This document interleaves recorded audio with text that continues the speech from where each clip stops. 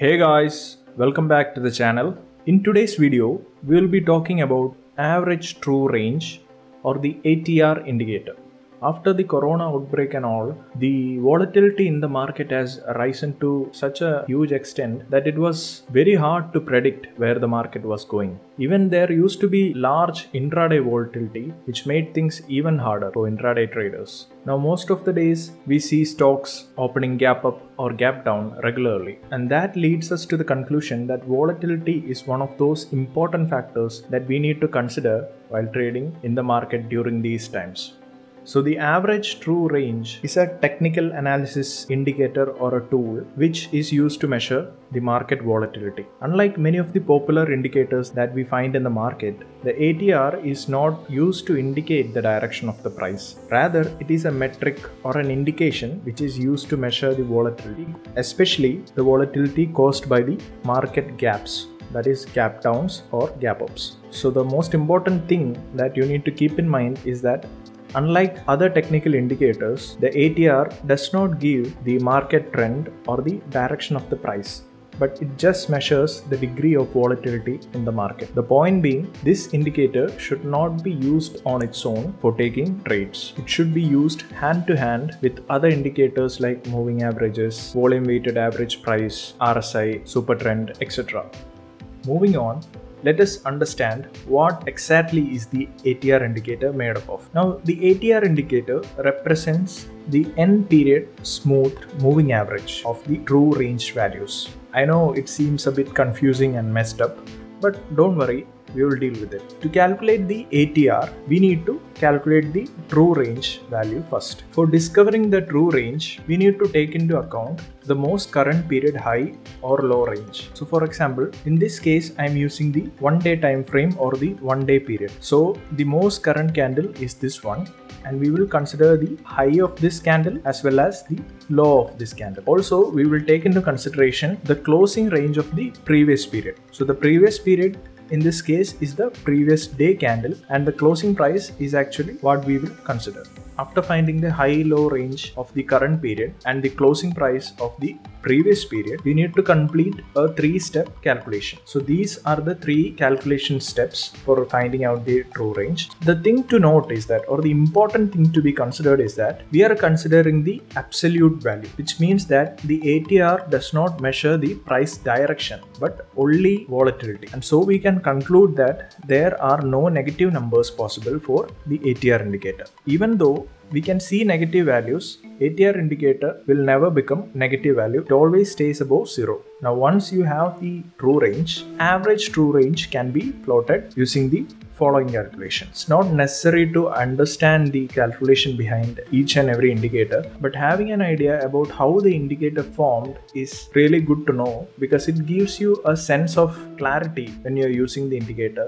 So if you are using TradingView, by default the ATR is a relative moving average of the true range, but the smoothing types can be changed to SMA, EMA or WMA, or the weighted moving average in the settings. You can also see that the average true range is continuously plotted line, unlike the super trend which is intermittent, and the indicator is placed below the price chart window. Very simple way of interpreting the ATR is that when the ATR value is high, then there is a high level of volatility. But can we say that when the ATR value is low, the volatility is low? This is a point of further discussion which we will be talking about in the limitation section of ATR indicator. So bit of history about ATR indicator. It was introduced by the famous technical analyst in his book New Concepts in Technical Trading Systems in the year 1978. Traders usually use a 14 period for average true range because it was recommended by J. Wallace Wilder. So it is better to use this indicator with a 14 period setting. Now the ATR can be used with varying periods.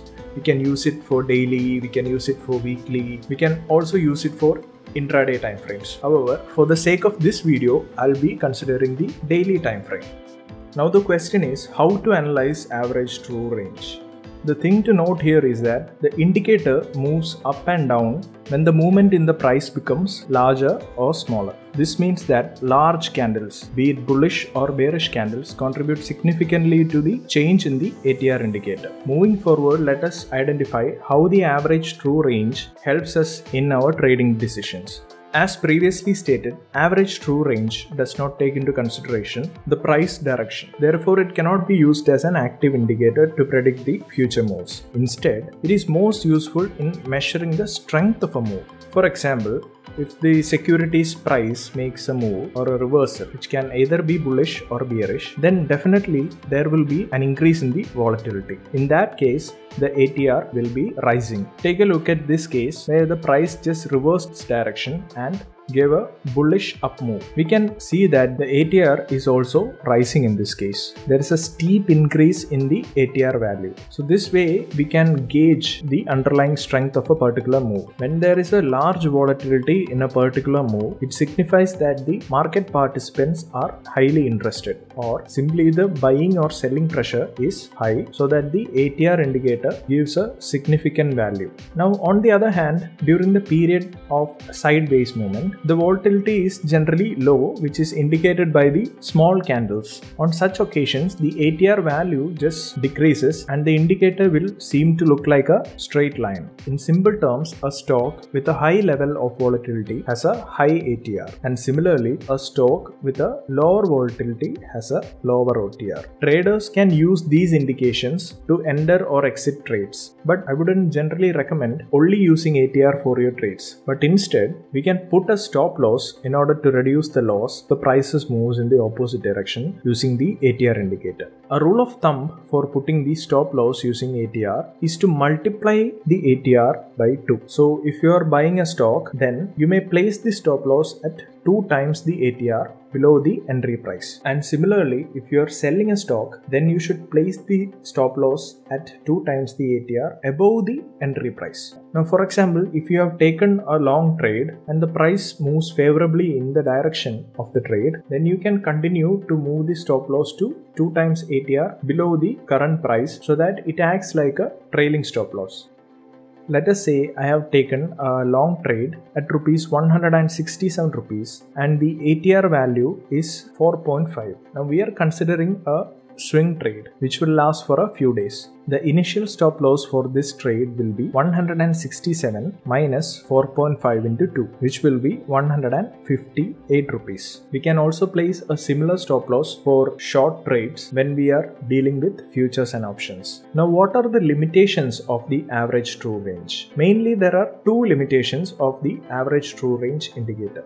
The first one is that ATR indicator is open to interpretation, because unlike RSI or stochastics, it is not bounded to a range. So a single ATR value will not tell you with utmost certainty that if the trend is going to reverse or not. Also, the fact that the ATR is calculated using absolute values of price differences is something which should not be ignored. This is relevant because it means when a security's price is higher, inherently the ATR values will be higher. For example, let us consider Reliance Industries, which is trading at around 2,480 rupees. The ATR value of Reliance stock ranges from 30 to 70 at this point of time. Likewise, stocks with lower price values will have lower ATR. Let us consider the case of Z Entertainment, which is trading at around 340 rupees. The ATR value ranges from 5 to 23 range. So the problem with this is that the trader cannot compare ATR values of multiple stocks or multiple securities.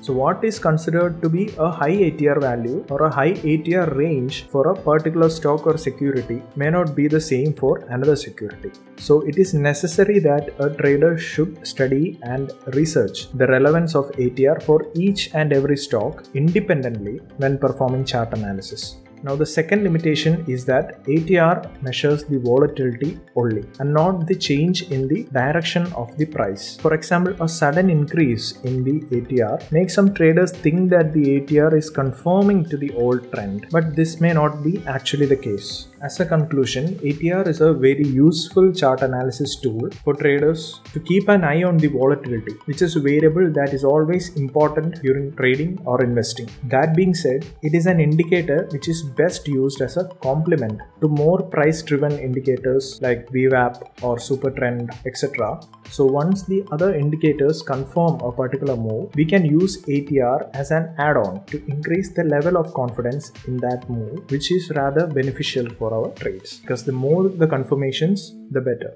I hope you guys learned something new. If you did, please do like the video and subscribe to the channel.